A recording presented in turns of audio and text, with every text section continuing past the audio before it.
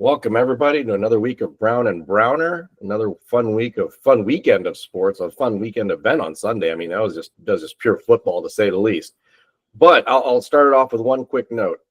We have now been on the air for just over a year. I'd like to take this moment to actually thank my colleague here for kind of setting the way and paving the way for us to kind of take this platform after so many years of great discussions offline. Right. Take it online. Let's make it more entertaining. Let's make it more entertaining. And we do this for you, but you know what? We do this because we love the sport. We love our country. We love people. And we want to share that love with everybody. Absolutely. Absolutely. And on that note, I don't think Sunday afternoon around like 3 p.m. Central could have been any better in terms of football value and sports, to say the least.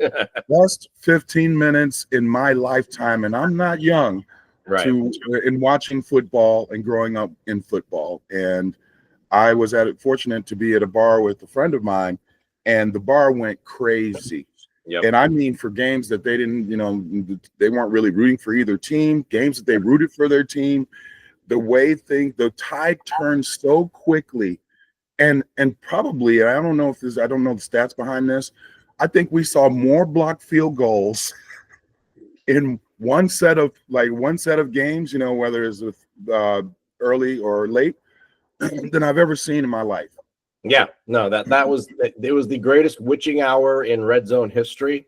For sure. Scott Hansen could have called it any better. I don't think it was better than anything that's pure sports, where you got to see the ups and downs of the misery of fans, the joy of fans, everything upside down in 15 minutes. And it was just great to watch. I mean, yeah, you had a rooting interest maybe here and there from a betting perspective or a fan perspective. But as just a general sports fan, like my colleague said, he was lucky enough to be at a bar to just experience pure human joy of watching the purity of sports. And I think what epitomized all of that, the ups and downs as you spoke of, or one thing I used to love from those who are old enough to remember the wide world of sports, when they would start and the agony of defeat, dun dun dun dun, they show the guy doing the ski jump, falling off and all messed up, was Aaron Glenn. Yeah, Aaron Glenn had the best run/sideline dance for a touchdown that I've ever seen in a coach. Aaron Glenn, my hat's off to you. Yes, but it was a bit premature. Yep. The Jets had that chance. They were like, "Hey, we're gonna win. We're gonna beat the Tampa Bay Buccaneers." And I'm sorry, but Baker Mayfield is that dog. Yes, he is. Let's talk about Baker, the candlestick maker, the cake maker, whatever you want to call him. This guy's for real. This guy's a winner. And I know that he has been maligned in some of the places he had been previously. But honestly, outside of maybe his stint in Cleveland, all he's done is win. Think about it when you actually give a pure athlete, any kind, the ability to actually function and be in his best position to exhibit his talents. I mean, that's the problem in the NFL. That's the problem in the NBA. That's the problem in a lot of sports, where you got a lot of these kids coming out of college, high school, whatever it is. They've got great gifted talents, but 9 times out of 10, if they're that good and they're at the top 10 of their class, they're ending up with the worst teams, the worst scenarios, the worst coaching scenarios, no stability whatsoever to ever showcase their God-given talent. And in this situation, you can see the arc. Baker Mayfield was taken by Cleveland Browns. Bad situation, coaching situation, everything wasn't the most ideal.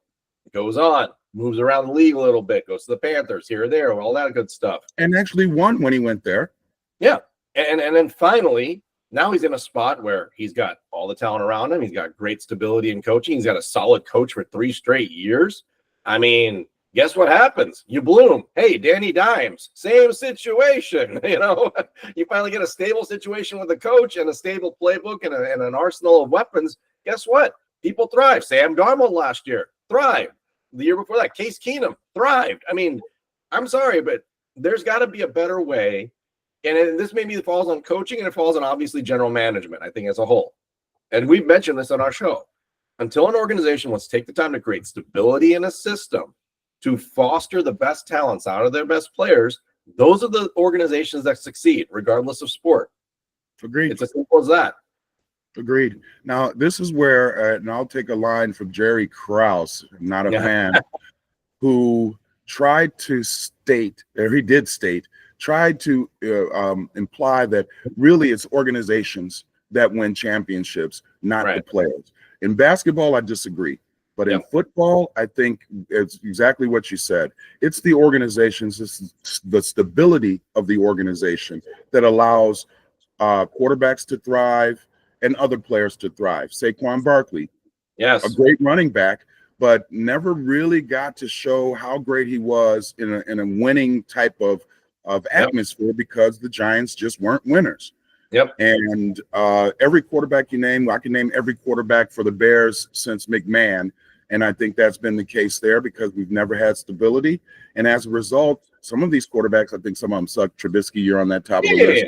But others like Justin Fields, I feel like he wasn't given a fair shot because he's trying to learn something new every year because the ownership hires less than qualified coaches to get him on the cheap.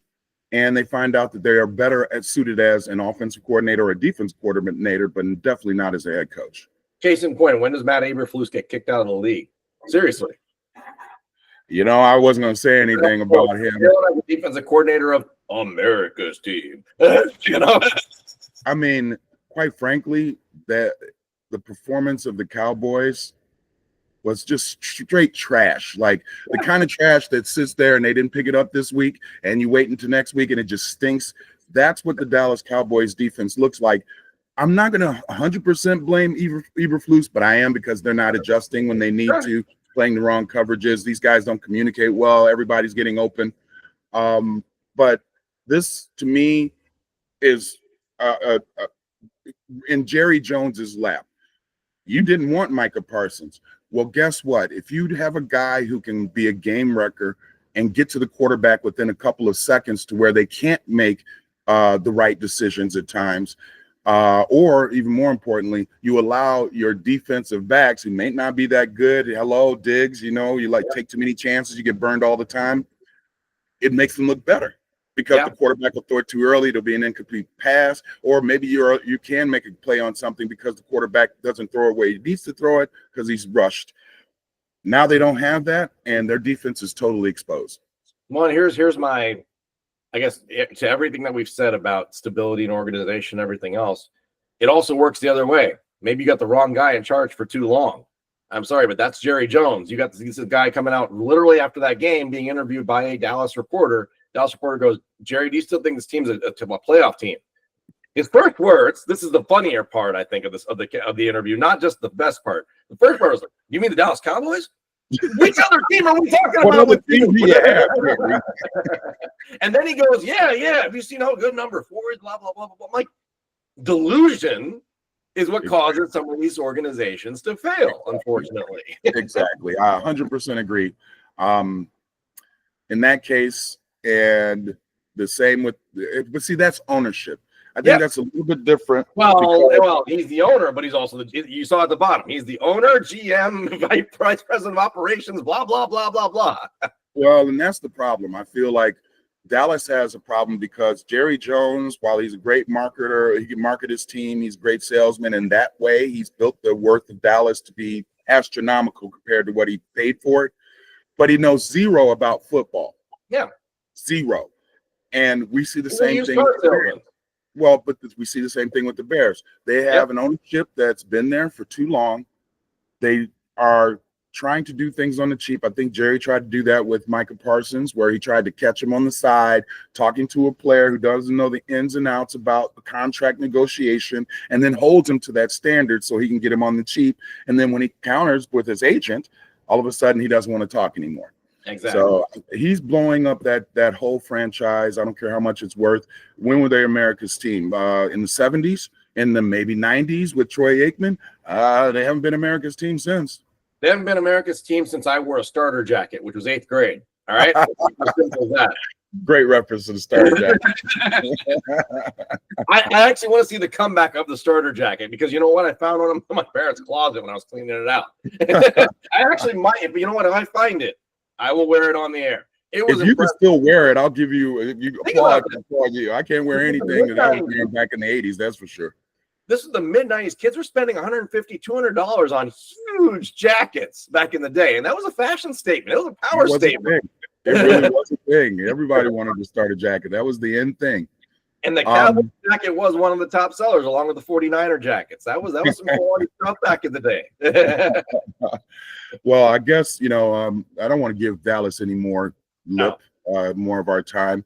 But to get back to what we were talking about, you had the Green Bay Packers they were up 10 points going into the last few minutes of the fourth quarter against the Cleveland Browns, not against Detroit, not against some other team that's pretty good and, one of the top, 5 favorites or 10 favorites. They were playing the lowly Cleveland Browns.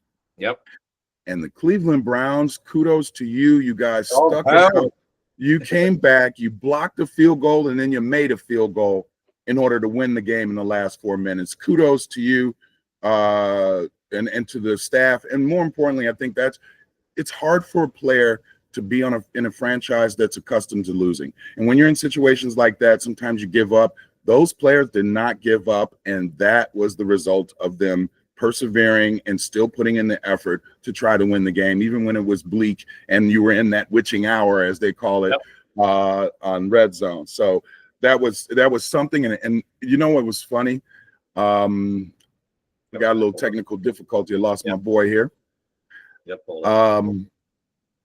The funny thing about that was I was at this bar and there was a Green Bay Packer fan, and this is how a fan thinks sometimes. He turns around to the two of us and he says, "Oh, something's wrong. The NFL must have fixed this. There's no way. The kicker kicked it low. How does this happen?" And then he looks and sees the other things happening with the other blocked field goals. And he said, "Oh, yeah, it's the NFL. They fixed everything." And I just turned to him and I said, "Do you know how much it would take for the NFL to be able to fix all of these things to happen so that your team will lose? Do you think that that's the focus of the NFL? I mean, let's be serious about it.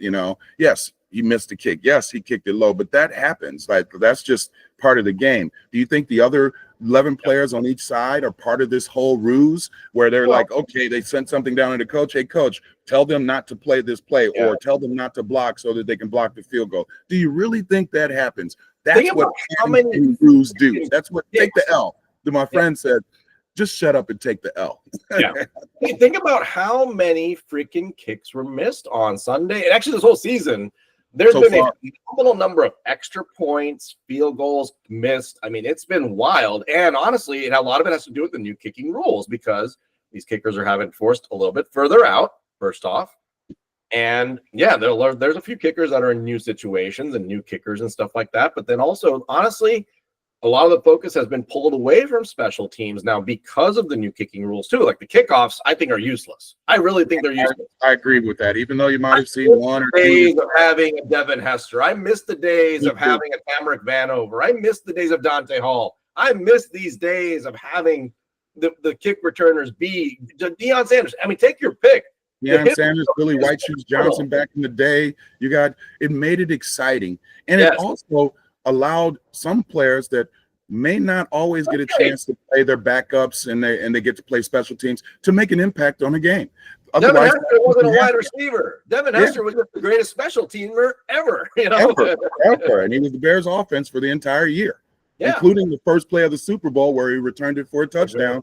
And if the Bears weren't so sorry and you had baby hand Rex who were fumbling the ball and throwing in pick sixes, they would have won that Super Bowl. That is never, ever happening again, in my opinion. It is never going to happen again. The return for a touchdown to start a Super Bowl will never happen again because of the not now. Not now. Half the kick go through the end zone. And to be honest, if you want to say indict the NFL on something, it's that. Because you're bringing the ball out to the 35-yard line for the most part. So what does that promote?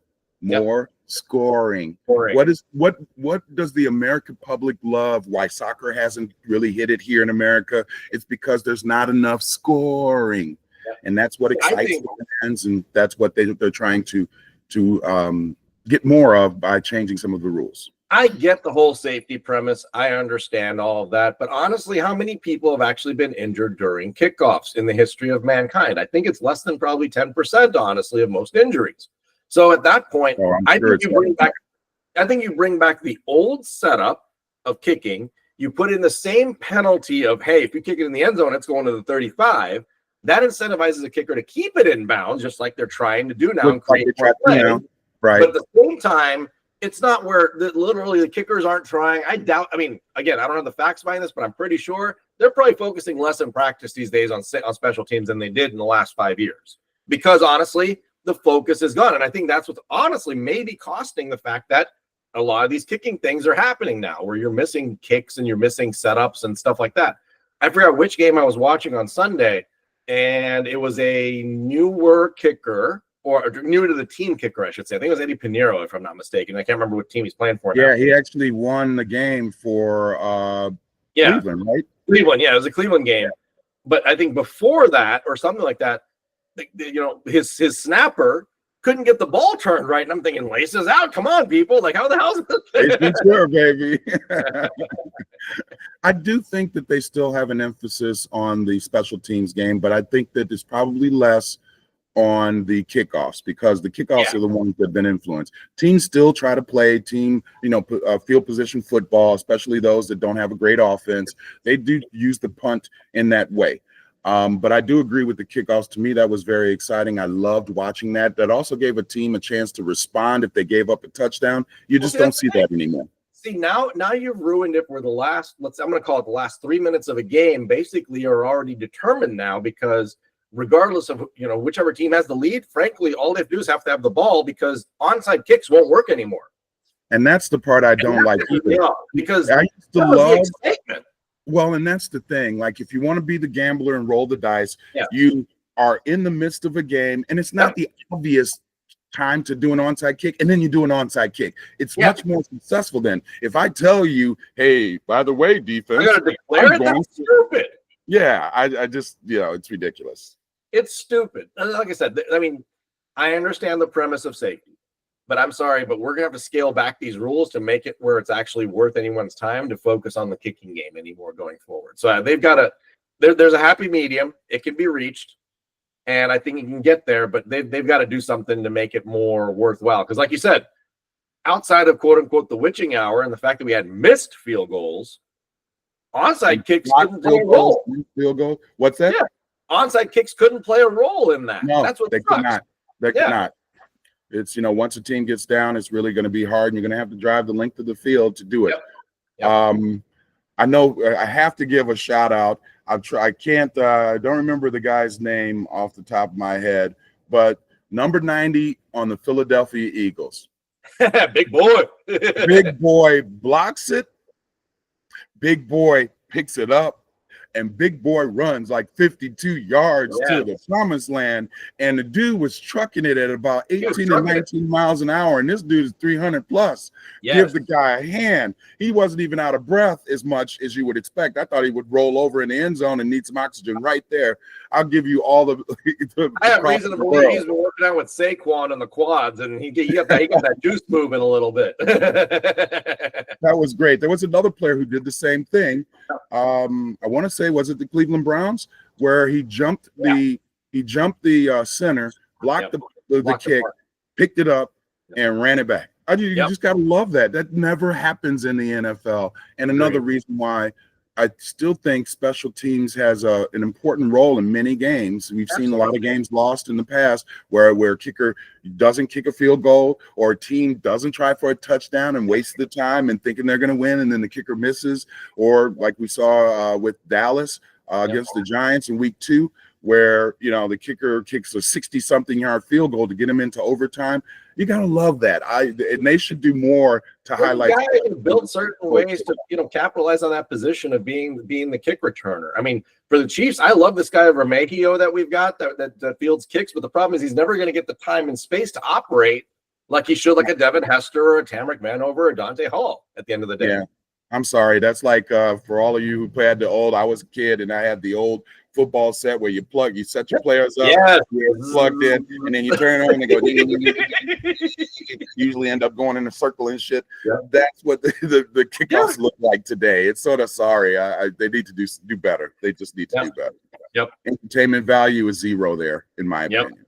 Now, let's circle it back just to the results of this weekend. I mean, I'll cap it off with our Chiefs and Giants at the end of the day.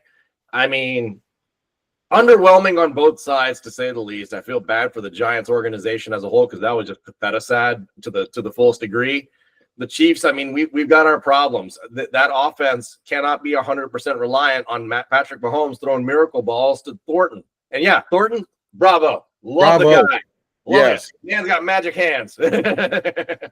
But you're right. I think, if you're being a Chiefs fan, both of us are, beating the Giants the way the Chiefs beat the Giants did not make us feel better about the Chiefs. Their offense still looks very inept and putrid and pedestrian.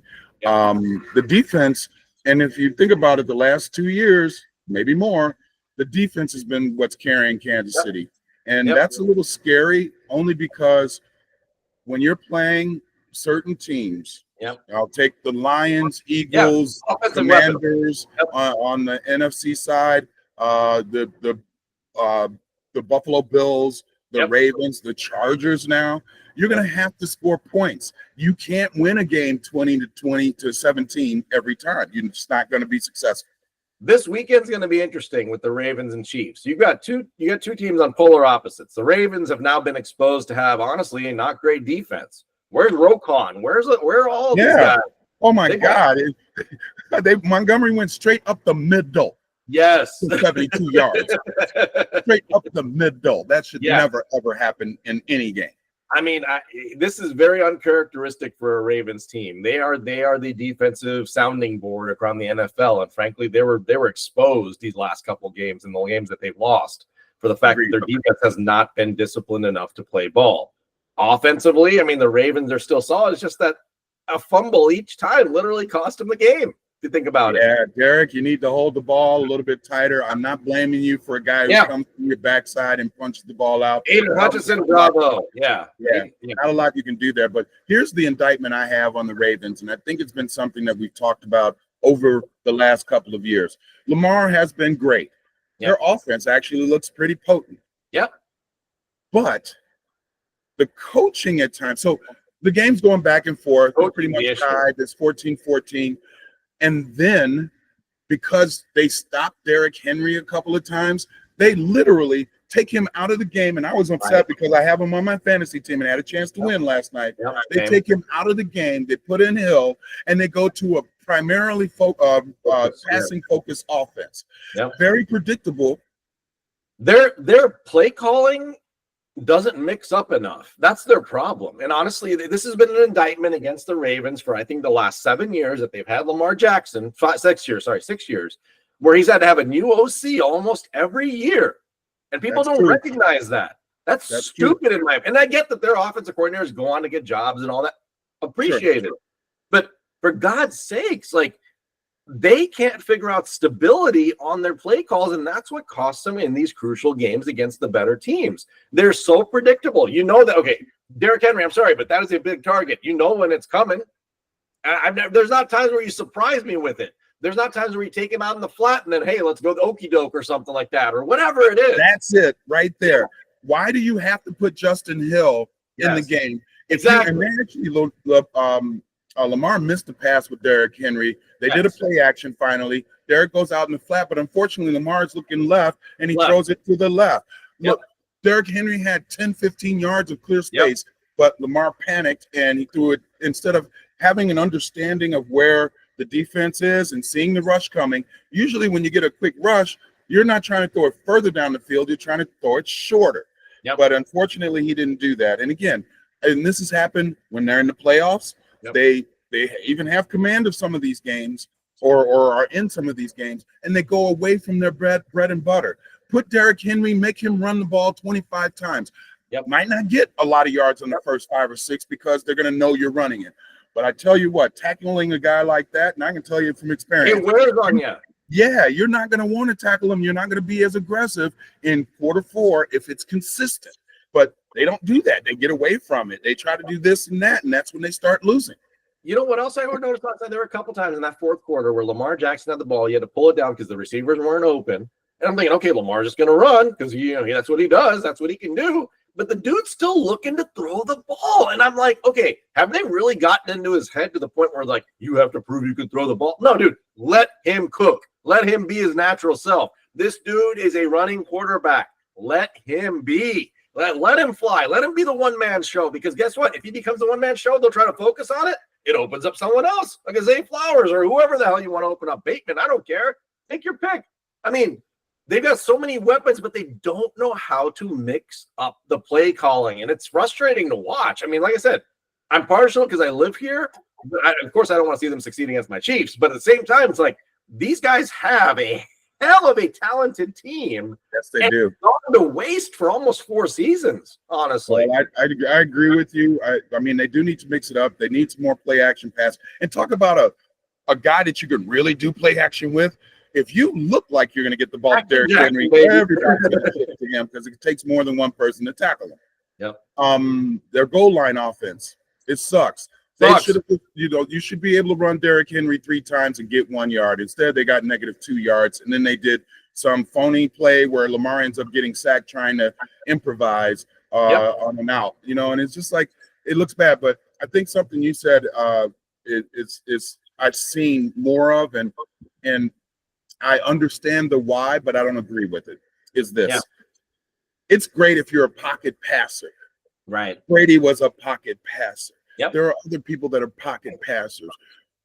That's fine. But guys like the Lamars and like even Josh Allen, you have to utilize all of their skill sets and make them a threat to the other team. And Lamar took about 2 or 3 sacks last night that he normally wouldn't have taken if he was taken off. But it's like somebody's been in his ear going, the only way you can be a good quarterback in the league is to stand in the pocket. And that was the thing. And I'm just going to say this because it was real back in the day. I don't know if it's the same today, but they did that to every single black quarterback back in the day. They tried to do that to Michael Vick, Randall Cunningham, and many others, because they felt like, the tradition is the quarterback should be a pocket passer. And I'm not sure that that's really what you need today. The quarterback needs to be dynamic, be a multiple threat. Yes, he needs to understand how to pass the ball in the pocket and move within the pocket, shifting levels to give you more time to do that. But if all of those things start to crumble, I'm not trying to get Lamar hurt by having him stand in the pocket. Use your legs, run for 8 yards or 80, and be that kind of player. That's what Lamar is. Don't try to put him in the mold of like a Montana or a Marino, where he's only stand in the pocket. Those guys could only do that. Lamar has so many more skill sets and abilities to be able to have a better impact on the game than what's happening right now. There's times when a man can carry a team. This is one guy in the league that can literally carry a team on his shoulder. Literally. And you need to let him do it, honestly. Like, I don't care who's in his ear. I don't care if the whole image, like, we don't want him to be a ball hog. You know what? Be the ball hog, because this is the pros. Be that dude. I'm sorry, but there are times in this league, if you look throughout the history of time, where they went 10 straight plays to the same guy because they know that dude is just that dude. Like, it's just how it works. Agreed.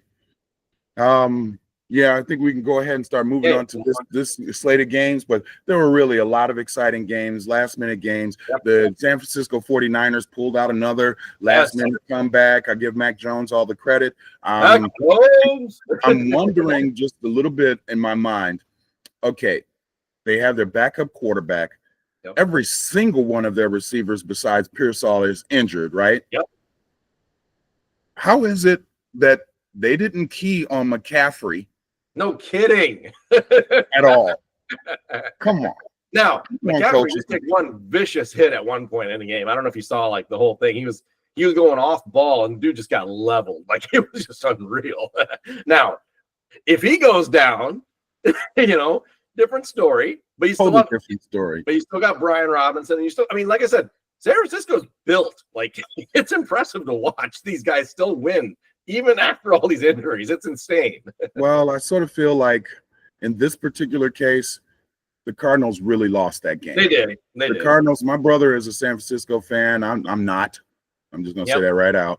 And we talked about it, and he's like, I turned the TV off. I figured they had lost. So that's what you get. That's the kind of fan you are, Brian. Just point you out. Garbage, But I think, I think overall, when you look at that division, it's going to be interesting because and he posed an interesting question to me, and I'll pose it to you and all the fans out there. Who is the best quarterback in the NFC West? Whoever the 49ers start. So I disagree because I initially said something to that is supposed to be that dude. Now, Matt Stafford is still that dude. Don't get me wrong. That's who it is. Matt Stafford is the best quarterback. Yeah, he is. Matt Stafford, think about it. He again almost willed a team to the win. If you think about it, again, they choked the hell out of that. They should have won that game. They should have won the playoff game last year against them too. Yeah, they just choked that yesterday. I'm sorry, Sunday. That was horrible. As long as Matt Stafford is healthy, he is still the best quarterback in the West. There is no question. But his health has been a question, obviously. But look at what he did. He walked into Philly and put his team in a winning position. You can't ask for much more out of a quarterback. Yeah, he doesn't really look good to me.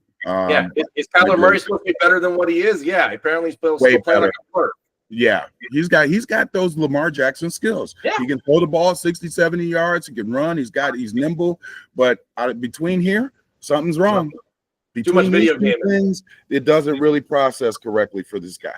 I call it a Gen Z problem. The dude just been playing too many video games. he thinks he's a Madden character, not a real life character. Circle L, circle L. and poor Darnold, just in a bad situation now in Seattle. New coaching regime, new receivers, nothing there. I mean, that makes it tough in Seattle, but. Yeah, wait, hold on. I disagree with that. Come on, they got Njigba. They got great running backs with protection for him. They're not protection for him on the front line, and like I said, new coaching regime. I mean, it doesn't help. Sam Darnold, another guy. If you build stability, the guy can succeed. Now, again, I'm still not buying that statement that I just said because I don't believe in any USC quarterback whatsoever. But the fact of the matter is the guy had a good season last year. You got to give him credit. That might have been coaching because I'm sorry, Minnesota's coaching staff. The Jets did not. Is that dude. He is the quarterback whisperer. He makes anything happen. Case Keenum the year before. I mean, this dude can earn miracles. Like he is. He's a messiah. Like Shanahan and a few others. They are those guys. They are true. I'm not necessarily sold on Daboll over in the Giants. They say he's the quarterback guy. Okay, he did well with Josh Allen. If you can't do well with Josh Allen, you just suck. So now he has other quarterbacks. What has he done since he's been to the Giants? Okay, exactly. My Giants need a full-scale flush. I'll take a political take here. How the hell do you sell a 10% stake in a team for $10 billion to the Koch family? I still don't understand this one. Like that means you're telling me the Giants are worth $100 billion? Hell no. But you know what it is? It's like being here in Chicago. New York, for all of the things that New York has from a sporting landscape. The Giants, if the Giants are good, New York is great. If the Jets could ever be good like they were back in the Joe Namath era, it would be great. When they had the sack exchange for the Jets, New York were going crazy. They don't even, I mean, I know it's the Yankees and all of that. Yeah. If anybody has access, go back and watch the last 5 minutes of the Giants and Chiefs game. They're panning over to a lot of the fans in the stands for the Giants. And this is when Russell Wilson has the ball and chucks the ball into the tunnel and three times over the end zone, like unexplainable shit. And the fans are sitting there like, I paid to watch this shit. Like you can see the expression in their face. Like, it is that bad in New York. But apparently people still show up and pay the money. Yeah. Well, honestly, and I've always been an underdog guy. I like to see the little guy, and maybe that's because I'm a brother too, but I like to see the little guy win. I want to see those who were always left outside of the party to be invited into the party. And I'd love to see the Jets and the Giants. Actually, the Giants, let's back up. The Giants historically have actually been a really good team. They've had their Super Bowl successes and great coaches and players. I saw LT in the stands the other day. Yeah, that's pretty cool. So they've had that. The Jets, on the other hand, had a moment. They had a moment. The Joe Namath were going to win. They've had teams that could have won, and then you had guys like Mark Sanchez that rather be tackled by his lineman's butt and fumble versus actually doing something that would help the team win. So, they are just maligned, and they have been in they, along with the Cleveland Browns, those have been the two sorriest franchises since the Super Bowl was started back in 1966, so in the Super Bowl era. I want those guys to win. I was so happy for the Cleveland Browns. I mean, of course, it was even better that they beat the Green Bay Packers, but I was so happy to see them do that. And I would love to see, like, especially in New York, sans the Yankees, which they haven't really won anything. The Knicks are horrible. I mean, it's not that they're horrible. They actually have been on the come up. They've been better. But they've never won anything. They haven't won since Bill Bradley and who was our coach, who was also part of that team back in the early 70s, and Willis Reed, and the come in and play for a few minutes, and I'm going to give you some inspiration. That's 50 years ago. But think about it, that all those New York teams, there's one thing that's common that you don't think about when it comes to New York. You always think about, quote unquote star power, New York. There's always a flash in the pan kind of guy. That's always been that guy, like you said, Willis Reed, something like that. But if you think about it, Giants historically have prided themselves on a cumulative defense. They had a Strahan, they had that, LT. Yeah. They had these guys that were workhorse mentality, not star power mentality, which is the opposite of a New York mindset if you think about it just in terms of aesthetics, right? Like even basketball, they had a team in the late 90s. You had the Ewings, the Starks, everybody. I'm sorry. That was the Jordan era. No. Again, I'm trying to focus on New York, but you get what I mean here. Now New York had a team that they could, but it was a workhorse team that could work its way into the playoffs and potentially try to win. But their downfall is they never had that star guy. Willis Reed was the last guy. They had a star guy who could come in, carry a team on his back and say, I'm going to take this big ass city and take it to the next level. But, I'm sorry. I love Jalen Brunson. I love his attitude. I love the guy, but he's not going to be able to carry the Knicks. And again, more than that. Yeah, they need was the one cancer on that team. They've changed that. We'll see how that works out this season. We'll go from there. But at the same time, New York has prided himself on being a workhorse, gritty kind of atmosphere for sports, right? That's what got them success. Even Joe Namath. They took Joe Namath to carry the team on his back. Well, and throw something out that it was at the time sounded ludicrous. Like we're going to come from the AFL, we're going to come in and beat the mighty, NFC team, and they did it, and that really set a tone that I thought was going to be something that they could latch on and carry forward. It was just like it happened, and then nothing happened for the longest. As far as the New York, what you said about the star power, I think the Sack Exchange had that. You had the gas, so you had those guys, even though they were gritty and they were hard working. They still liked being in the limelight. At least a couple of them did. A couple didn't. I feel like New York has always put their eggs in the wrong basket. The Ewing era, I feel so bad for Patrick Ewing and a few other guys on that team because they should have won. It's just that they couldn't get over the Jordan Mountain. They just couldn't. Neither could Reggie Miller. Neither could any of those teams. But then, and remember, they had guys like Bernard King. Yep. They also had guys like Carmelo Anthony. And Carmelo Anthony was supposed to be that guy. Carmelo at the game last night, too, at the Ravens. He was at the game. He's all over the place trying to sell some liquor. Yeah, well, he's also probably trying to milk what I call him Dairy Queen. The kid's name is Derek Queen. He came out of Maryland. Good basketball player. Oh, is that the young guy that was sitting in front of him? Okay, yeah. Guy's a freak athlete. It would actually be fun to watch, I think, in the NBA if he gets the right opportunity. But again, I don't know what kind of influences around him. We'll see how that happens. But I nicknamed him, and so does my son. My son calls him Dairy Queen. And this dude's built. He's like 6'7". He's got a LeBron-esque physique, but this dude can shoot, score, everything, plays defense. Kid's quality, but if you got guys like Carmelo Anthony around you, I don't like the influence. I don't like that either. Carmelo had all of the talent, did great in college, and came to the pros. And what did he do? Exactly. He just scored a few points, but he wasn't a great team player. He couldn't play defense worth a damn. He played the Ole defense better than anyone. He just let you go by. Why not? But I have to correct you on one thing. So Dairy Queen has already been used up on a basketball player. Oh, and that is Stacey King. Oh, Stacey King. Sorry, call him Dairy Queen, especially now because he pulled the ripcord. He looked like.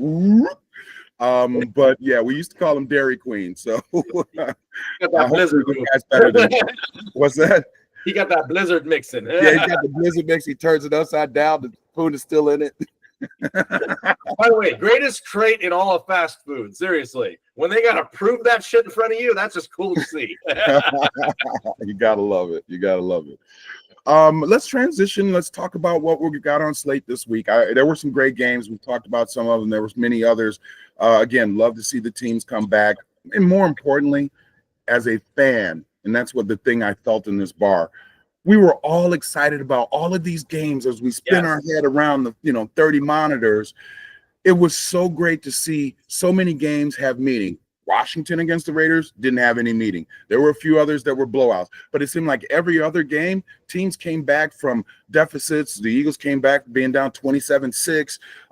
You had the Browns come back and win that game. You had Tampa Bay and the Jets go back and forth. You got my man dancing on the sidelines, and then all of a sudden he's throwing his clipboard on the ground because they lost. It's just that is what sports is all about. And another thing, just to touch on, we talked about we love people. I love sports because while I was only a brother up in this bar, I didn't have that feeling. And we were all clapping high fives, loving each other, having a good time. I remember I got a Guinness for my friend, and I said, wow, that was a nice head that you poured. And the lady looks over at me and she said, I can't help it. I just have to giggle. I know it just, but I just have to giggle. And I said, you know what? I get it. And that's what the kid in us that keeps us young, And we had a nice conversation, found out a lot about her. And give a shout out to her. I think it was Carolyn. I hope that you're doing well. You were a very nice lady, and your man friend, who both of you guys came from. Actually, I was your boyfriend, came from South Carolina. That's what sports does. It broke down a barrier, and it allowed us to be fans together and learn a little bit about each other. I clapped high fives with people. Two Dallas fans were yelling it up. The one girl gave him a finger. I said, you want me to go over and tackle him? She's like, yeah, can you go tackle him? That's what I like about sports. And just remember that. Go to a bar, experience a game together. It's a wonderful feeling, and it's a wonderful expression of how humans can be if we allow ourselves to be. I think it's a sign of both, the season. I think fall brings people together in that fashion because it's sports and everything else, and I think that's great. I've lived in a lot of places. I've visited a lot of places. I've been to tons and tons and tons of sports bars. I will say this, my favorite town in the world for sports bars and for the camaraderie, and exactly what you just said, that brings people together regardless of your fandom, Chicago. I'm sorry, you can walk into any damn bar in Chicago. And I'll particularly call out a couple, Kincaid's, the Jayhawk bar. You know what? You walk into Kincaid's, you will have fandom. I mean, it doesn't matter who you are. You can be there on a hockey night, a basketball night, whatnot, does not matter. You will have fandom from all races and colors. You can go to any bar in Chicago. You'll have flags from every team, the Big Ten, whatever it is. That's right. It brings everybody together, and like social bar. I mean, there's all sorts of places over there that are like just bring people together. Does not matter who the hell you are. You can come from every walk of life. But it is a great scene for those 2 to 3 hours where you get to just escape reality, if you will, and just live in the moment of being human and enjoying things. That's all it is. And I think, the Midwest and Chicago being the hub, the big city in the Midwest, people gravitate towards you. Go to college, you try to go to a big city to make some money. You move, you go to a big city, you want to be in a bigger city, whatever. And we have people, you like you said, there's a Cleveland bar, there's a Cincinnati bar, there's, when you get to any sport, Kansas bar, you said Kincaid's, Kansas is a Kansas bar. They like people of all walks of life. When you live in the Midwest, you come here. So then you get this mixture of fandom from all over because people have come to Chicago, but they were born in Cleveland. They were born in someplace in Missouri. They were born someplace in Texas, and they have that fandom and they bring that here. Yep. No, it's a special place, and that's where I recommend to anybody. If you ever go to Chicago, fall-time Chicago, just walk into a bar. You could be any sports fan you want. I don't care who you are. You'll have great food, great company. You'll make friends. It's just a cool atmosphere, flat out. Yeah, we were barbing back and forth, the Green Bay Packer fan with the Dallas fan, but there was no hate. It wasn't Europe, and I was talking about this. Exactly. You couldn't do this in Europe. You go to Europe. Yeah. I was at a final. I was at the Sturm Graz played Vienna Rapid in Vienna for the Austrian championship. And my wife is from a small town from Graz, and the home team made it to the championship. I'm dressed in white and black. Right. And I'm 6'2.5", and back then I was built, and I wasn't worried about somebody beating me.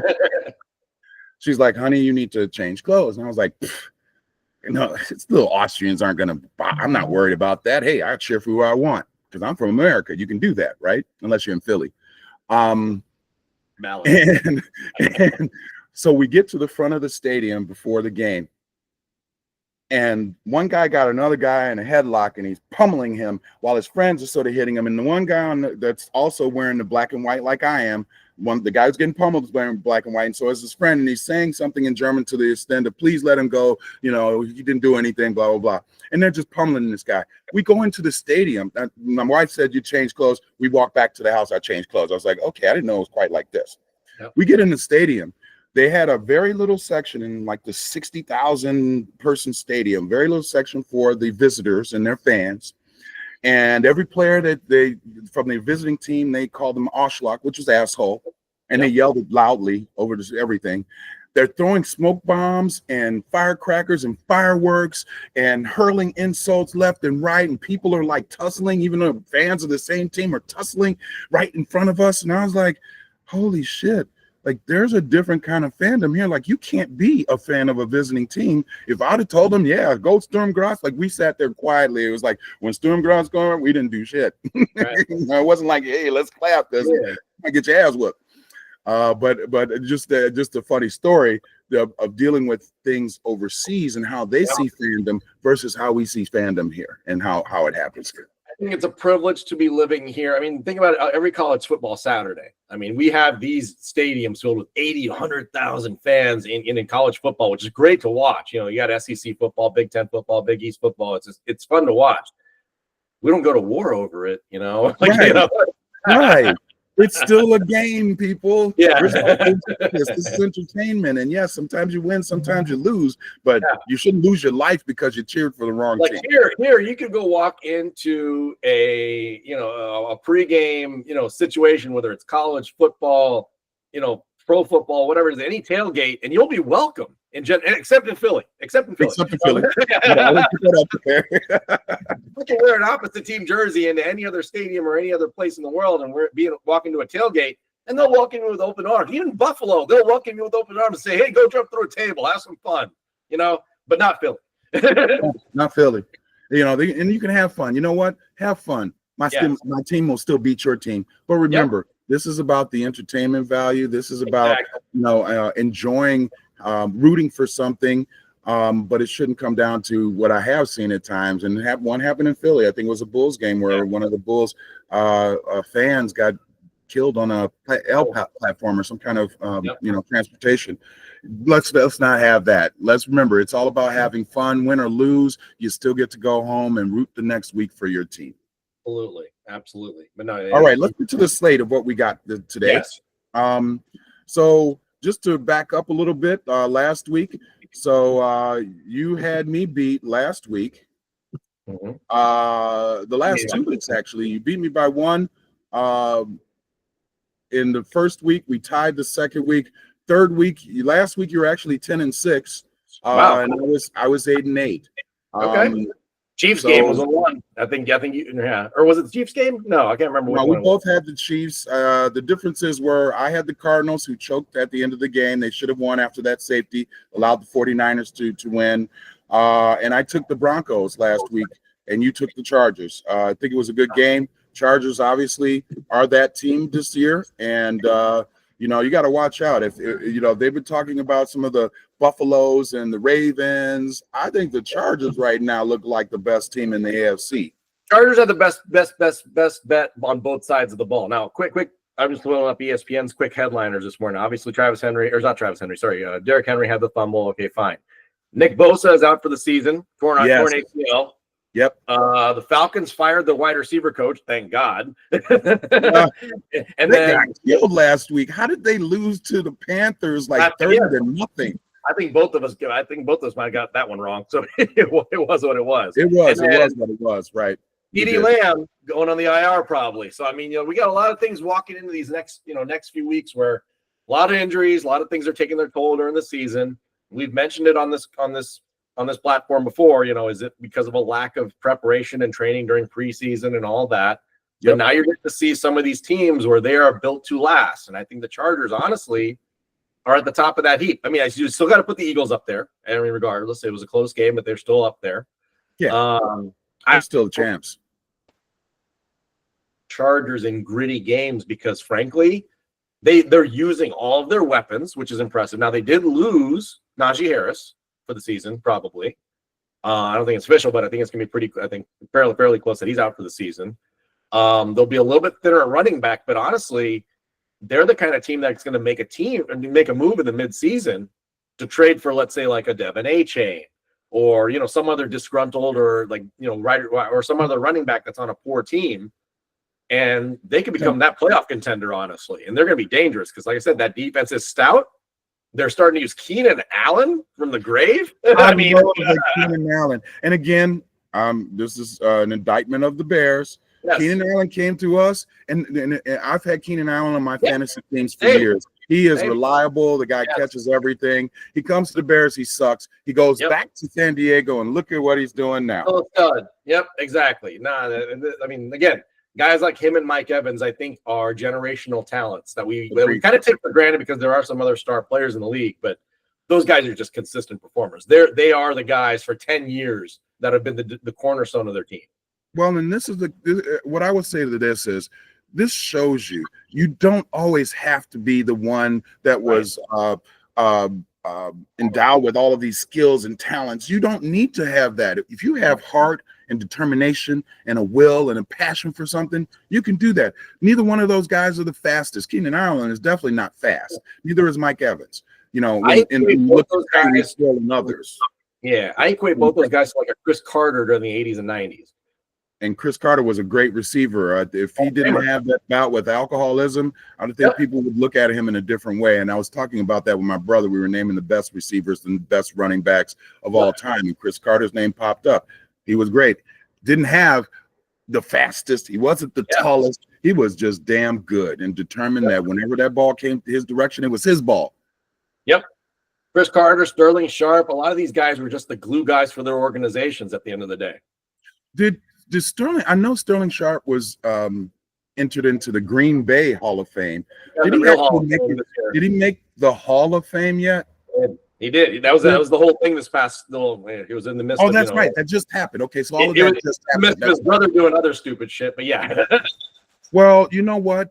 I actually this past weekend saw the video of Sterling Sharp being inducted into the Hall of Fame, and that was one of the most touching speeches I had ever heard, and it almost made me cry. Yeah, because it was so heartfelt. I don't know, raw and heartfelt. Like he was real about it, and he was right. I mean, he's in the Hall of Fame, and he wasn't even the best person in his family. Yep. And his plea to say, hey, look, he didn't have the longest career, but put his 7 years up against anybody and tell me he shouldn't be a Hall of Famer. I'm sorry, but he made Brett Favre. And sometimes, and that's the discussion I had with my brother. A lot of times there are quarterbacks, for instance, Montana might have made Jerry Rice. They were thinking about cutting him and all of those things. You had Taylor, you had Clark, you had other guys that may have never been spoken of in such a glorified light if they weren't playing with Montana. But then there are other guys that I think make the quarterback better, and that's one example right there. Brett Favre, don't get me wrong, he's obviously a Hall of Famer and everything else, but sometimes he threw the ball all over the place. And when you have a guy like Sterling Sharp who can make you look good, same thing with Randy Moss. Randy Moss caught everything that you threw to him. So no matter who you were, like Russell Wilson, you need Randy Moss on your team because you throw that ball up like you just don't care if it gets intercepted, and you hope that Malik Neighbors catches the ball. Some receivers are able to do that and make the quarterback, oh, that was the perfect pass. And it's like, no, actually it was a shitty pass, but like Thornton. Don't get me wrong, Mahomes being able to throw it, how he threw it was great. But that catch was way more of a factor than him actually. Go back and watch the slow-mo of not just the two touchdown passes, but there was another call right before the second touchdown. They got called back because he dropped the ball in the end zone line or whatever that Thornton did. Yes. But look at the man's hands. That dude gets the ball. He does a Randy Moss move. He goes in and mosses that ball. Yes, and he catches it. And he's got hands, and he can catch the ball. Too many receivers look to bring the ball in the chest, and I played receiver. and this is something I had about Caleb. There were a couple of passes that were dropped, but if you look at him, they look like Peyton Manning. Remember Peyton Manning? He would throw these ducks. It would be like a 20-yard pass. It eventually got to the receiver, but it wasn't pretty. It was doing all sorts of, Reggie Wayne, Marvin Harris, another two guys right up there, Yep. Yep. But they always teach you to catch the ball. You put the triangle, you get the nipple, and then you clamp on the ball. That's how you're supposed to catch a ball, right? If you aren't catching it with your hands, you're going to miss a lot of opportunities because it's going to hit your pads and bounce off. You're going to have things that are going to go between your hands. I saw that this weekend, a couple of receivers. You're supposed to catch that ball like this. Every now and again, you might be forced to catch it in your chest, depending on how it's thrown or how you're being covered. But I don't know why receivers, you see less and less of this. It's like, I want that guy, the guy who's got hands like that. That's the receiver I want, because he's going to catch everything I throw to him. Yep. No, there's like I said, some of these receivers made their other players, and that, like I said, we listed off a litany of them right there, basically, that were all stars in their own position, to say the least. So no, kudos to that. But no, that whole Shannon Sharp moment was awesome to watch. I loved it, and I think it was well deserved. Not to get off track, we went on a tangent, but it's a beautiful thing to talk about beautiful stories like that, which it was, and a beautiful moment that should be captured and should be known and shown as much as possible. All right, so let's kick it off now. So we got our Thursday night's game. Yep. We've got two teams in the same division. Not sure where either one of them are going. We talked about Kyler and his inability to really harness all of the talent that he has to become get to that next level from a quarterback standpoint. And you got the Seahawks with Sam Darnold, the new coaching regime. They got the players. I just don't know if they have the team. Sadly, this is going to be so far what has been the worst game on a Thursday, because the other games have been quite exciting, at least. Agreed. I'm going to go Cardinals on this one because it's a home game. I think they have a lot to prove. Both teams are 2-1, which is pretty surprising. And the Seahawks play a different way. Seahawks have a great ground game. We know that. And Darnold can manage a game. They haven't got the star power on defense they once did on the Seahawks, but it's still there. But I like the Cardinals in this one because they have the potential to have offensive firepower on that team between McBride and Harrison and all the other weapons. Now, they did lose Mr. Connor. That made I was about to say that's a huge loss for them. A huge loss. Yeah. So it's going to be interesting to see how they compensate. But frankly, they need to let Kyler, get out of the bag, run a little bit, open up that field, play the offense. I'm going to pick Cardinals, but it's going to be a close game. Seattle's favored, by the way. Seattle's favored. And I was going to say, I'm actually going with the Seahawks. I feel like Kyler hasn't shown me anything. The Cardinals haven't really scored a whole lot of points. They haven't been able to get Harrison off, which I don't understand the why behind that. And Kyler was behind the mic going, well, there'll be some games that you get 10 passes and some you get 3. I'm sorry, if this is your lead receiver and he's a star, it shouldn't be that he gets only 3 passes thrown his way. I'm sorry, that just doesn't make sense to me. Exactly. I just feel like the loss of Connors is going to hurt them. Yes, they're at home, still a divisional game. The Seahawks if they get up, they can run the ball with anyone because they got Charbonnet and Walker and what have you, or Charbonnet. One of those wines, Papa Charbonnet, whatever, So I'm taking the Seahawks there. I think I hope that it turns out to be a good game. But as you mentioned, I'd hate to see 2 inept offenses do nothing all game long. This is probably not the high-profile lineup that we've seen on Thursday thus far. No, I think it'll be a good game, though. Close game, to say the least.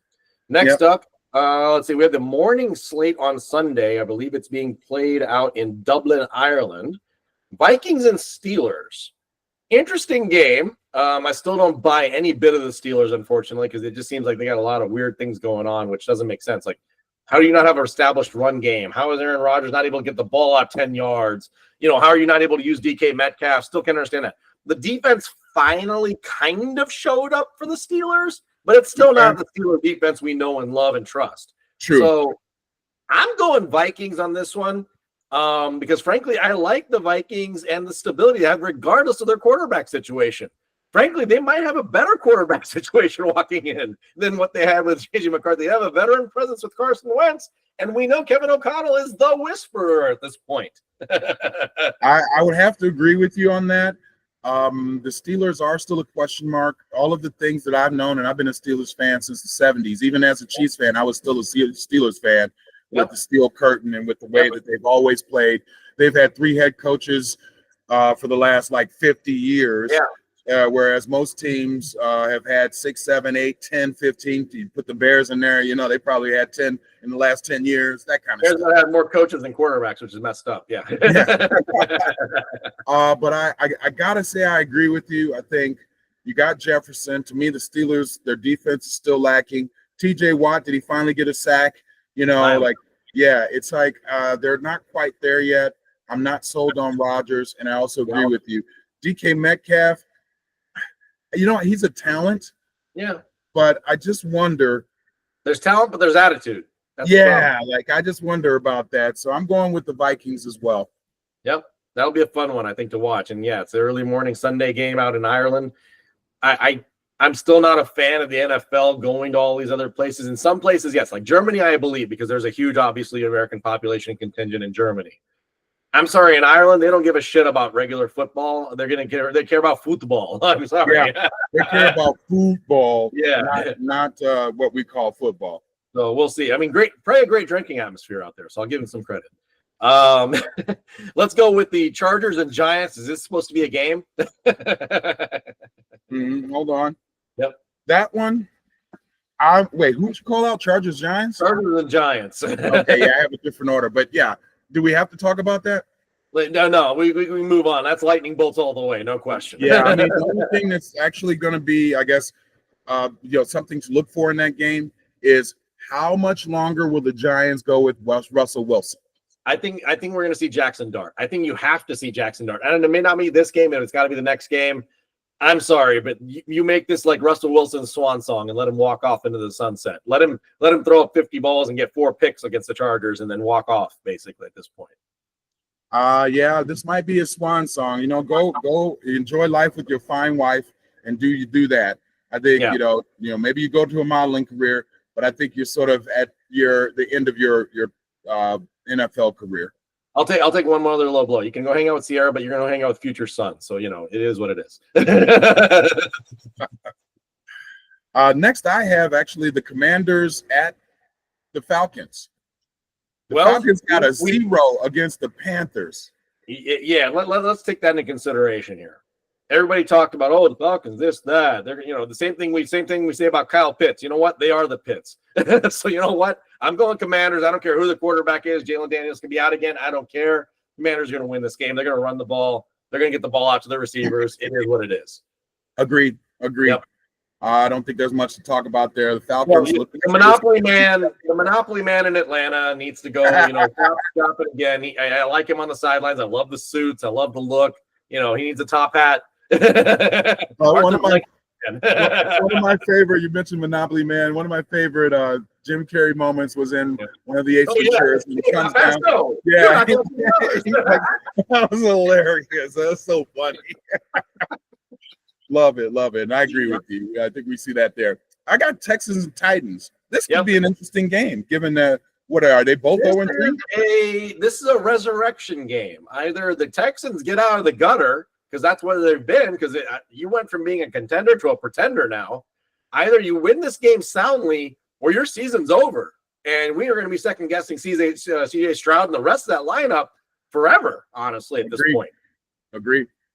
Now, the Titans, Cam Ward's in a bad situation. Let's face facts. He doesn't have anything to work with out there. They can't get anything established, run game or not. Tony Pollard, nothing. It's just bad in Tennessee. Yep. I agree. They might be that 0-17 team. Yep. What do you have next? I got the Eagles Buccaneers, which I think might be the highlight. It's a great game. I think it's going to be a great game. I'm going to call it a trap game. I'm going Bucks because it's in Tampa Bay, and it's always been a trap game for the Eagles the last 3 seasons. The Eagles showed a little bit of kink in their armor this past weekend, especially at home. They've got holes in their defense, especially when they have injuries and things that come up in the game. They got trouble. Baker Mayfield is that dog. He is that dude that's out there to beat the best teams. And frankly, this game will set a precedent for the playoffs, I think, because I think the Buccaneers are going to run the table in the South. And I think because of that, they're going to have a record that's up there in the 13 and 14 win column. that could give them home field in the playoffs. And I think they recognize that. So honestly, if they get the one up on the Eagles in this game, they'll hold the tiebreaker going into the home field situation. This could be huge. Mm-hmm. It could be huge. I think there is a great potential for them to win, but I'm not getting off the Eagles. I'm not getting off the Eagles until they lose. Yep. Regardless of where they play, they seem to know how to win. Saquon's still Saquon. I didn't know that. Yeah. The other thing that I think is important here is until somebody figures out how to stop the Eagles from getting into those short distance situations, but it's the reality. Nobody can stop it. Until the I was glad that they called it this weekend finally, like it was, though. Yeah. And you notice they didn't do as many of them. Nope. You're right. So I just feel like they still have that. That's still a big advantage. The other thing that I'm seeing is the fact that I don't know what happened in the first half, but I remember, wasn't A.J. Brown a good receiver? One of the top receivers in the league. Novels or something. This is a play calling situation because they had the same problem last year with the Eagles too early in the season. Not a stable OC situation as we've had for Jalen Hurts in many, many years. He's the same problem as Lamar Jackson. Yeah, as soon as you're good, you go get a head coaching job, and then you find out you shouldn't be a head coach, and you hope you could get your offensive coordinator. And then the play calling goes to shit. So again, same problem as many other successful teams right now. The play calling has absolutely gone to shit for the Eagles, and that's what causes them to not take advantage of all the weapons they have on the field at the end of the day. I think it'll come around as the season goes, but in this particular game, I'm still going Tampa. I'm taking the Eagles, so we got a little something there, so I like that. Yep. What do you got next on your slate? We'll take the easy one. I think that's let me see. I had one on here. Bill Saints. Oh, Bill Saints. Let's not even talk about that. Yeah. Josh Allen 3-0 at home, game over. Browns Lions. Now this gets interesting. Now I think Lions are playing great. Don't get me wrong. They showed it last night. They're finally warming up. They figured out that offense. They're good. To me, still the defense is a little suspect because I think again the Ravens choked, in my opinion, not the Lions defense excelling. And yeah, they caused a turnover. I get that, but you're still a one-man band with Aiden Hutchinson. The Browns, on the other hand, technically on paper, statistically, have the best defense in the league. No question. Yeah, no question. Miles Garrett, the boys, they are impressive. Right. And because of that, they're going to stay in games. Can their offense put up enough numbers to beat the Lions? I think that's going to be the problem. The Lions win this game because they're also playing in Detroit. I'm sure Slim will be in town. But I think it's going to be a closer game than most people think. Well, I'm hopeful that it is. Being a Bears fan, I'd love to see the Lions lose just like Green Bay lost. Right. I think the problem with the Browns is, they got Jerry Jeudy from Denver. Yep. And I got him on my fantasy team. This guy scored 2 points. Do they even pass him the ball? Like, what kind of offense do you really have? That's what I'm saying. No-namers, and your running game is sort of, it's wishy-washy at best. Yeah. So I can't see them scoring enough points. They got lucky enough to beat the Green Bay Packers off of a block kick and a late field goal and that stuff, but I don't see them being able to score more than 20 points against the Lions, and I could still see the Lions scoring 30 against them. So I got the Browns got to prove something offensively. They don't have enough weapons on the front, and that's their problem at the end of the day. So I think that's an easy pick on both of our. A quick question. Do you think that there comes a point where they get off Flacco and they go to one of the rookies? Not yet. Maybe after like about 8 games. I think they're still in that mode where honestly they don't have enough weapons on the wide receiver or the running back side to prove that, hey, it's the quarterback that's the problem. They're still going to go with a veteran presence. They're going to keep the rookie from having to get exposed because that's exactly what's going to happen if they start any rookie, whether it's Shador or not.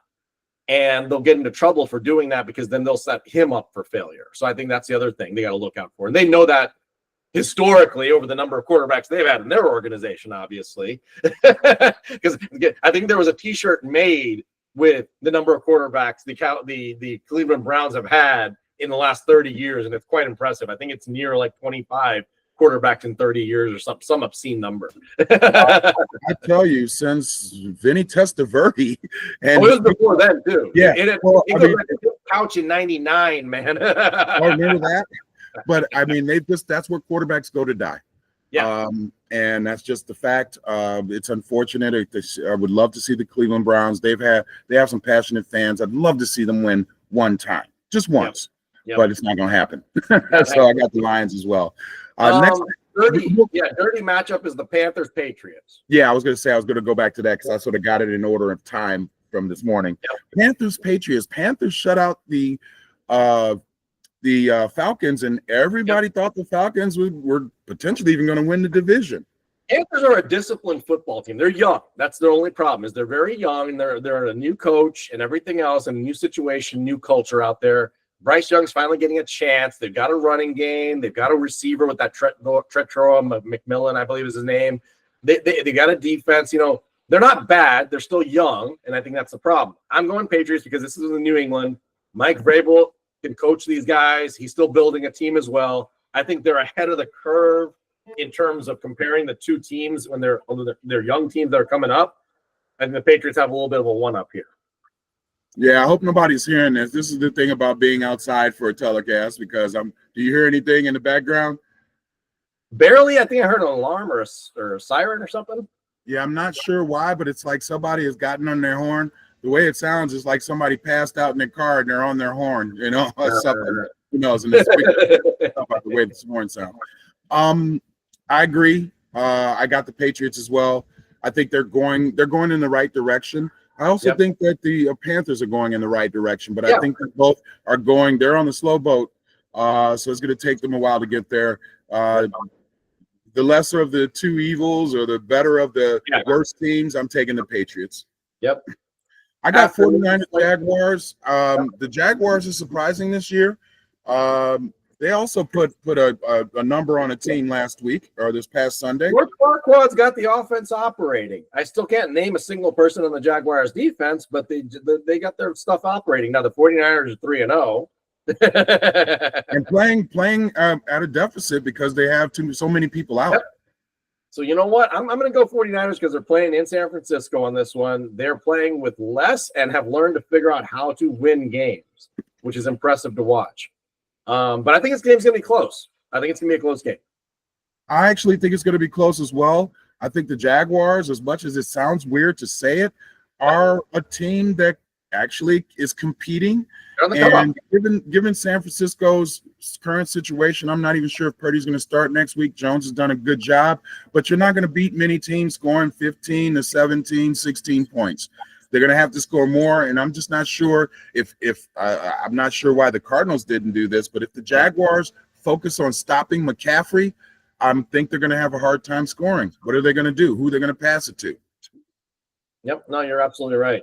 Now, one thing I am disappointed with, I'll make a more overarching statement here. The three games that are in the afternoon set on Sunday, so the one we just touched on, Jags 49ers, the second one we'll touch on here is also Ravens Chiefs, and the third one, which I think is going to be the game of the week, hopefully, is Rams Colts. Yes. But that's what pisses me off. You have three elite games at the same time. Why weren't some of those mixed in, in the morning games? But let's go start with the Colts Rams. I think that you have a point there. There's potential for that to be the best game on the slate. Yeah, I think this is the prove-it game for Danny Dimes to become that next elite team on the NFL slate. They're 3-0. Their offense is clicking. They know how to play defense. They're coming into a situation where they got to play at the Rams. Matt Stafford is still Matt Stafford. The Rams are still the Rams. They still know how to play. Sean McVay knows how to coach. I think this will be a great prove-it game for the Colts to show that it's not a fluke that they're 3-0. I'm going to go with the Colts on this one. Wow. That is a surprise. They're on the road in L.A. Yep. They're going to beat L.A. I think you need to stop taking those. Whatever you take it for your sickness, it's got to get cloudy up there. Yeah, you got to get a little cloudy up here, bro. I agree. The Colts have been one of the biggest surprises of the year so far. They are 3-0. I'm sorry. I'm not sold on Danny Dimes. Like I said, he'll have that roll of dimes. He's going to run out sooner or later. What's going to happen? They do have Jonathan Taylor. He's been running the ball. And that's the reason I'm going with the Colts is because of Jonathan Taylor, because they can establish the run, and that opens up Danny Dimes to do his thing and run outside too. Totally agree. But I think the linebacking core, you saw what the Rams did to Saquon, who I think is the best back in the league. If it's not Derrick Henry, it's Saquon. I just think that the Rams have a little bit more defense. I think the Colts are going to run into something that they haven't seen. And I think that this being at home is also going to play a role for the Rams. I got the Rams. Fair enough. Once again, you got Puka, you got Monte, and you got Matt Stafford. I give Matt Stafford, the guy came out of Georgia. He went to a team in Detroit that was maligned in many ways historically. He brought them to prominence with Megatron. He's done a lot. They trade him to the Rams. He wins a Super Bowl, and he's still one of the top quarterbacks in the league, in my opinion. Still a top 5 quarterback, in my opinion. No questions asked. Absolutely. All right, I got the Bears and the Raiders. I miss hearing that on ESPN. Ugly game. I mean, given what the Bears just did to the Cowboys, I feel like they're coming off a little bit of a high. This is, again, a prove-it game for both teams, where I think it's a break-it game for the Raiders. If they lose, I think their season's over, because I think they've proven that they can't get anything established long-term. For the Bears, it's, okay, can Caleb Williams actually prove that this is not a fluke? That's what it is to me, because it's a road game in Vegas for the Bears. You know, honestly, anybody can hit the broadside of a barn. Anybody. One time. One time. He did it about 3 times in that game.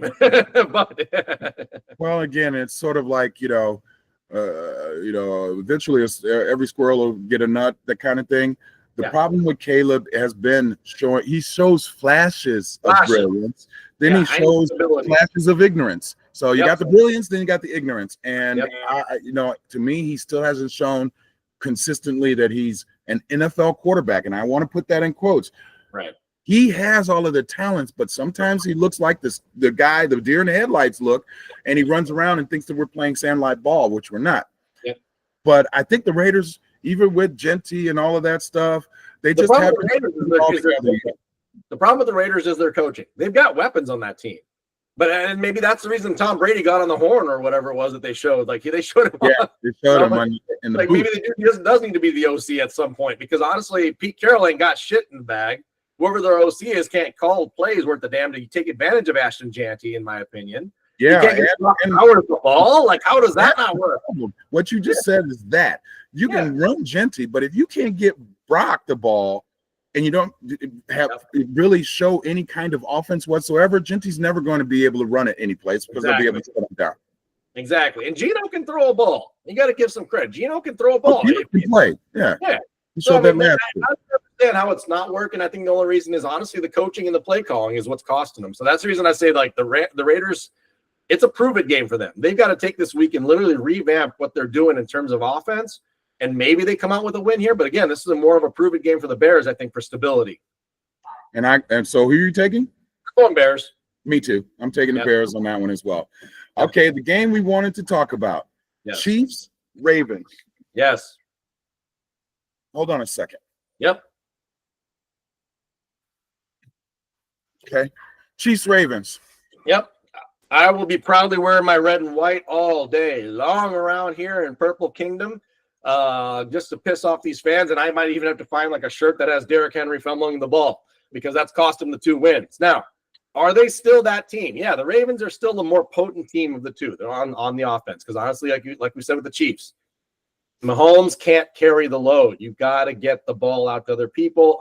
The running game has to show up. If the running game doesn't show up, then honestly, you get rid of Pacheco and you get rid of all these guys, because they've got to be able to shoulder the load while we are down on the receiving core right now. They have to do that. I agree. And we need to make it to week 7, week 8, and have a 500 record. I just wonder if that's possible, given that we can't run the ball. We can't seem to pass the ball except to one person. Kelsey has disappeared. All he wants to do is 87 sack up and start blocking and ain't catching the ball. Get lost at this point. Go get married, go leave, basically. Because honestly, this is another prove-it game for the Chiefs, in my opinion. Because now you're playing what I now see as a lowly defense for the Ravens, which is very rare to say. Because honestly, that defense has given up points now like crazy, which is very uncharacteristic of the Ravens.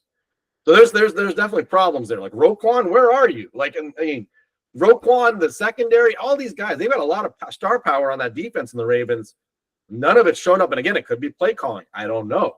Because even last night, I was sitting there watching the Manning cast, and even Peyton Manning's like, why are they playing nickel? Why are they playing nickel when they know a run's coming? Like, it made no sense. And again, I think it's play calling on the Ravens. This game's in Kansas City. That's the reason I'm going Kansas City on this one. Same with me.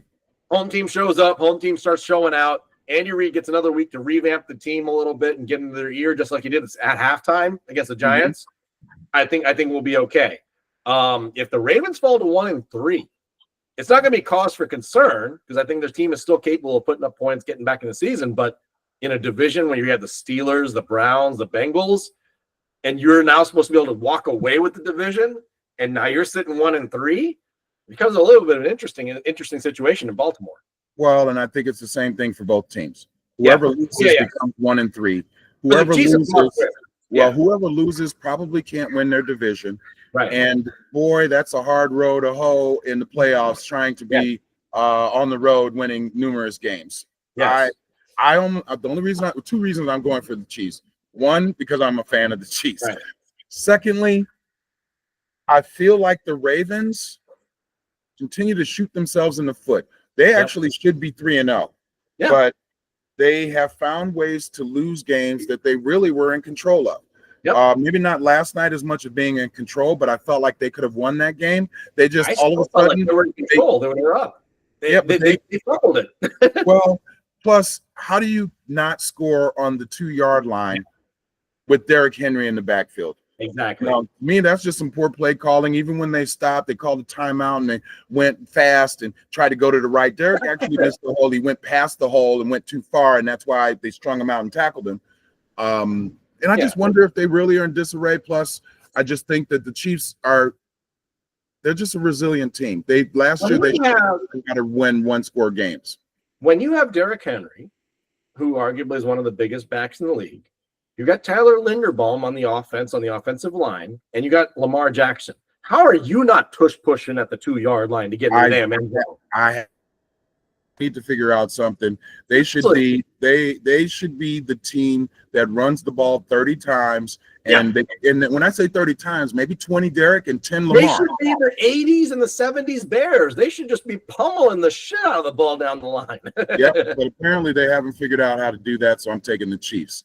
Yep. We got the Packers-Cowboys, which is another interesting game, given that the Packers were all of a sudden they got Parsons, and they're like, oh, the Packers now look like the favorite to win, and then they lost against the Cleveland Browns. And quite frankly, how many points I don't know what they're averaging from a point total, but the first and the third games they didn't score more than 15 points, right? They're and I've said it last week, even when they came off their high and all that. This team has nothing to prove to me, or has proven nothing to me in terms of their offense. They are a one-dimensional offense to me. Josh Jacobs is that reliable piece. Yep. Name me a wide receiver who you can rely on week to week for the Packers, and you don't. And I'm sorry, but even their quarterback, he can't carry the load, and he's gonna throw the ball around, and he's gonna get picked off. Jordan Love doesn't have a solid ball. So at the end of the day, the Packers are going to be suspect against the better teams. Cowboys are in a make it break it situation. I hate talking about the Cowboys. You hate talking about the Cowboys. Yeah, I'm going to make this short. They're playing in Dallas, but you know what? That's nothing. There's no such thing as a home field advantage for Dallas in the Dallas. series. We've seen that over the last 2 years. Doesn't mean anything. Yep. I think the Packers win this on Sunday night. It'll be an ugly game on both sides because it gets a prove it game for the Cowboys to say, hey, our season's not over, or it is over. It's one or the other. Dak honestly has played well. It's just that the rest of his team has let him down. CeeDee Lamb went out of the game, obviously, early against Chicago. Okay, real quick. That was a stupid play call for a guy that you're paying hundreds of millions of dollars to. How do you put him in the backfield like a running back and run a little off tackle, or not off tackle? They went out the side to the right. That's why he got hurt. You don't put that guy in that situation. You want to do an end around, you want to do something like that, that's one thing. But to just put him in the backfield, that was the coach's fault. And now they're going to be without him for 3 to 4 Now they're going to pay the price. And I'm sorry, but Boy George can't carry a team. So, that ain't going to work. Well, and one other thing I'll say is this. Dallas is on the downslope, and I don't see them really recovering from not having CeeDee Lamb. Now you're really going to see, and you saw it against the Bears, Pickens isn't that great. As much of a headache that he is from an attitude standpoint, you could put up with it if he was actually that great, but you saw him miss that easy pass, got it intercepted. He pouts. He's, I'm sorry, he's going to make them worse. And with CeeDee Lamb out, who are they going to throw it to? Turpin's been a pretty good receiver. Yeah, but that's not enough. They better hope that Williams can run for 200 yards against the Packers, which I think this is the Micah Parsons revenge game. I think he's going to go try to attack Dak like there's never been Dak's never been chased before. Yep. And that's funny you mentioned that. We didn't even touch on that. This is the revenge game, and that's another reason why I picked the Packers as well, because I do see Micah getting a couple of sacks. He played against that line. He knows. He's going to look up at the box and be like, Jerry, should have paid me. Yeah, and I think he will do something like that, and I hope he does, because Jerry is an idiot.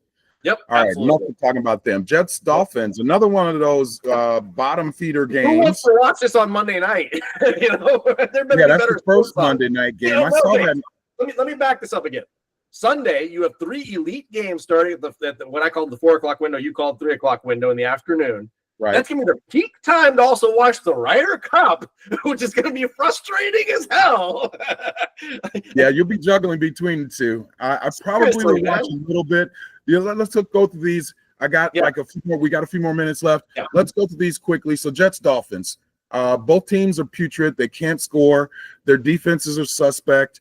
The best thing the Jets got for them is their coach can actually boogie woogie with the best of them, even at his age now. So I think the Jets have a little more discipline than the Dolphins, because the Dolphins just look ineptly stupid, and frankly, they have no command in that locker room. You may as well get rid of crack dealer Mike McDaniel, whatever you want to call him. He's too cool for school, and I'm sorry, these kids need some schooling. They've lost the locker room. Tyreek Hill, I'm sorry, he's become another one of those diva receivers that has all of the ability in the world, but you don't want him on your team. At this point, he's sticking around just to be traded at the deadline to whatever team wants to pick him up and take on that cancer. But hey, good luck to him. Miami has no command presence. I mean, Tua's not a leader. We already know that. Like he's been hit too many times to be a leader. I'm sorry. Well, I don't think he ever really had being a leader.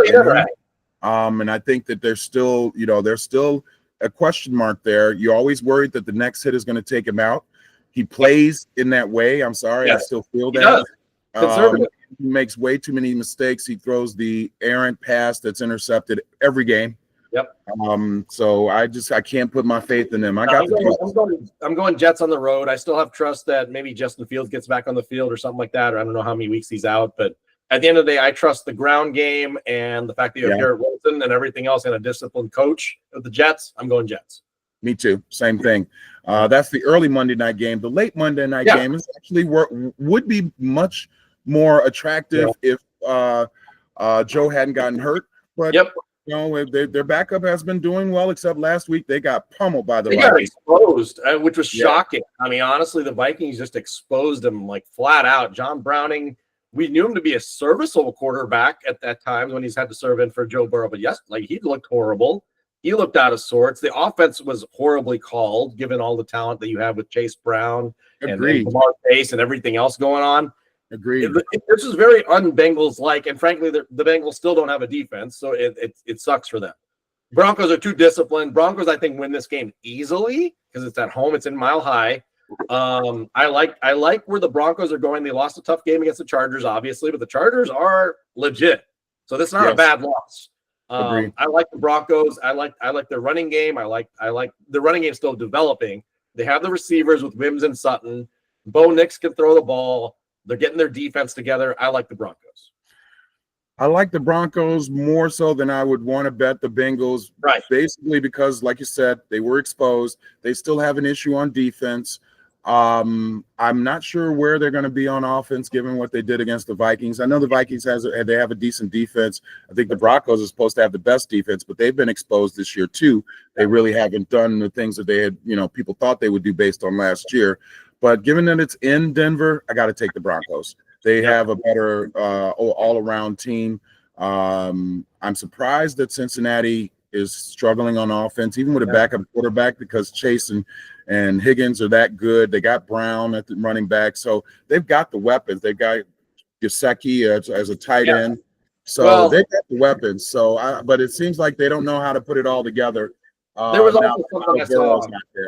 I saw a highlight reel. I think it was on Fox Sports last night. They were showing bits of the highlights from the Bengals game this past weekend, and I forgot what receiver for the Bengals got the ball. It wasn't Chase, but Chase was out there as a lead blocker in the open field, and he walked away and let his receiver, just take the ball off and try to get tackled. And the receiver got tackled with the ball.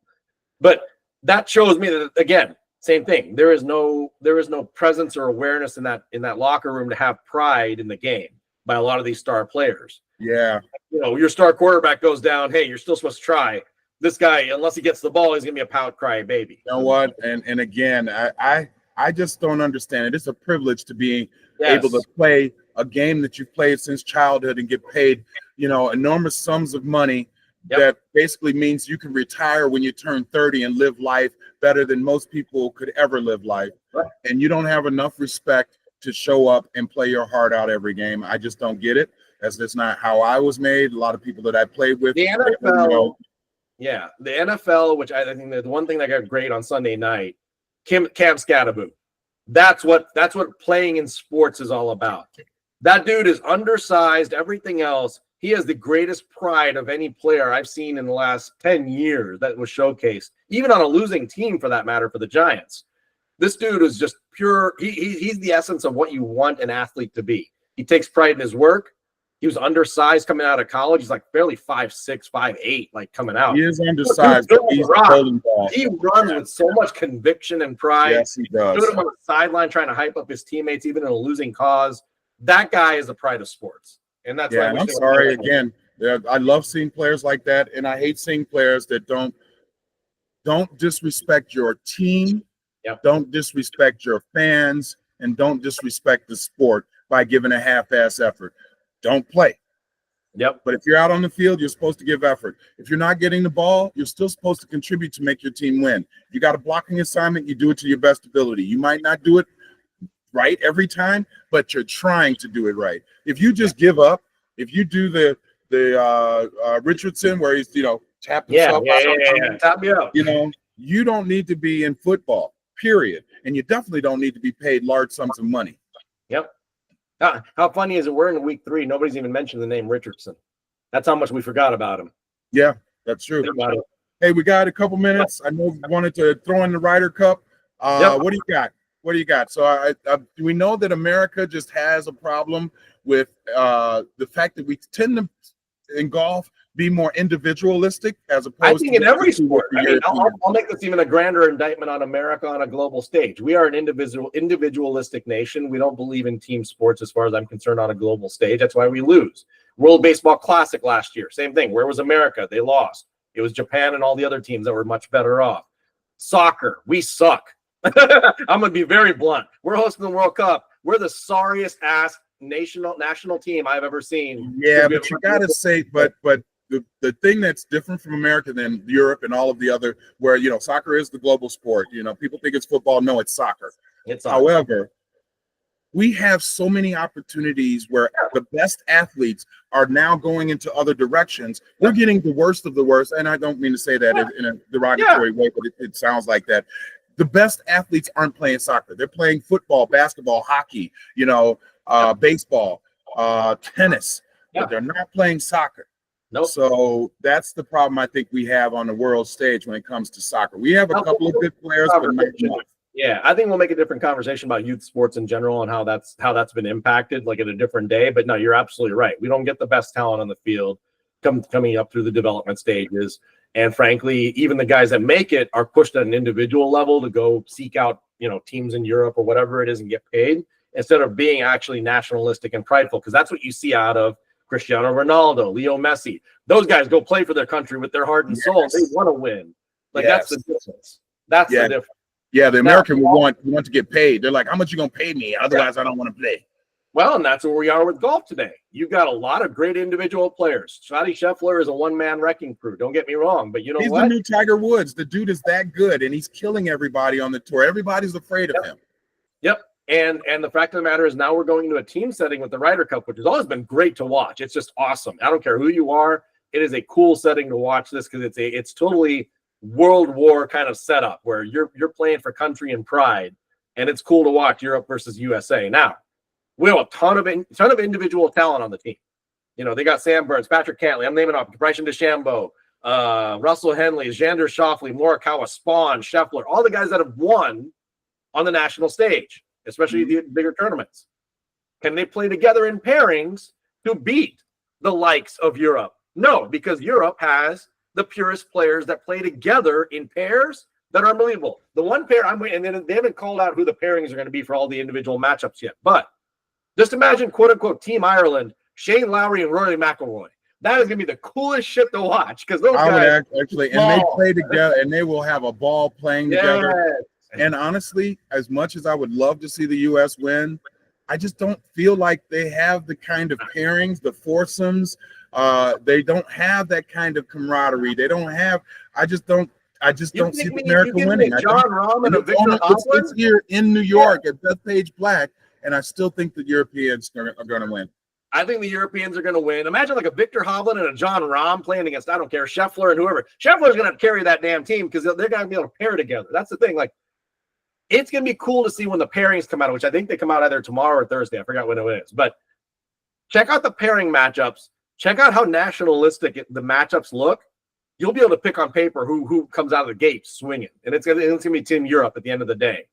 The individual matchups on Sunday are going to make very good drama.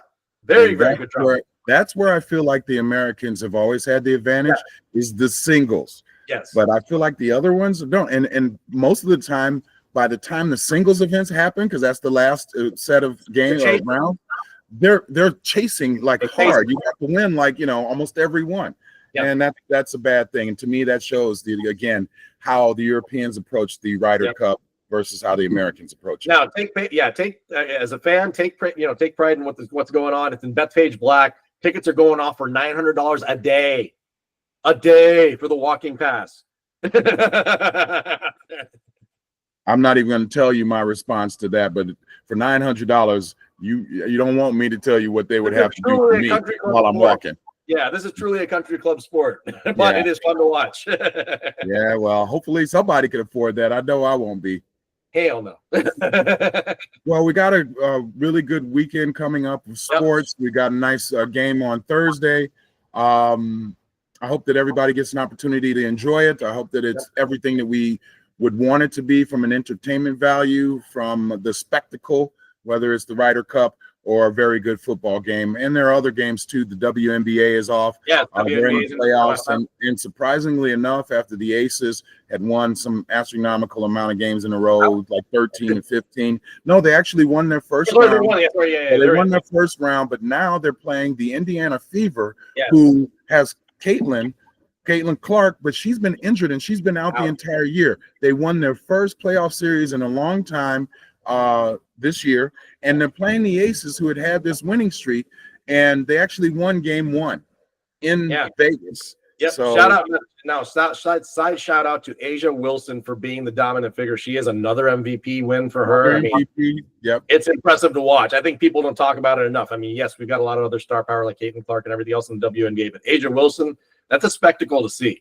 I don't think I've seen a women basketball player dominate the sport like she has in quite some time, like the Cheryl Swoops era, like way back in the day. Yeah, I agree. Cheryl Swoops, Lisa Leslie, Candace Parker at one point.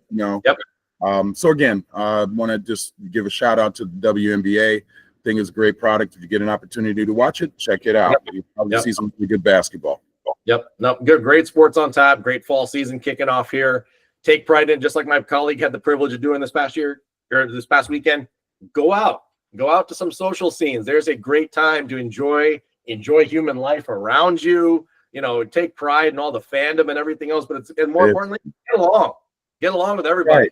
Right. You know what? Make a friend with someone who doesn't look like you.